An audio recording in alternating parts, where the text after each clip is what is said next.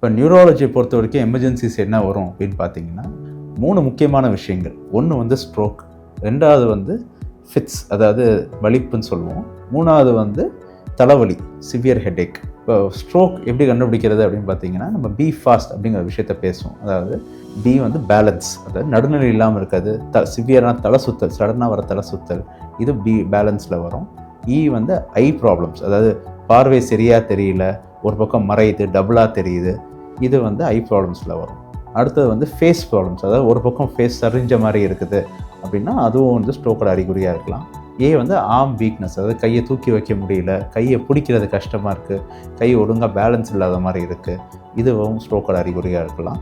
S வந்து speech, அதாவது ஸ்பீச்சுங்கிறது பேசும்போது பேச்சு உளறது, இல்லை வார்த்தை வரமாட்டேங்குது, இல்லை பேசுகிறது வார்த்தையை மாற்றி மாற்றி பேசுகிறாங்க, இது எல்லாமே கூட ஸ்ட்ரோக்கோட அறிகுறியாக இருக்கலாம். இதுக்கு அடுத்து பார்த்திங்கன்னா காமனாக வர்றது ஃபிட்ஸ், அதாவது நம்ம சொல்கிறோம் சீஷர்ஸு இல்லை வலிப்புன்னு சொல்லுவோம். இப்போ எல்லா வலிப்புக்கும் வந்து வரமாட்டாங்க. நிறைய பேர் காலங்காலமாக வலிப்பு இருக்கவங்க எபிலெப்சி எமர்ஜென்சிக்கு வர மாட்டாங்க. பட் எப்போ உடனடியாக கூட்டு வரணும்னா வாழ்க்கையில் ஃபஸ்ட்டு டைம் ஃபிட்ஸ் வருதுன்னா உடனடியாக பார்க்கணும். ஒரு ஃபிட்ஸ் வரும்போது கூட ஃபீவரோட வருதுன்னா உடனடியாக பார்க்கணும். ஃபிட்ஸே தொடர்ந்து 5 நிமிஷத்துக்கு மேலே இருக்குது அப்படின்னா உடனடியாக பார்க்க வேண்டிய விஷயம்.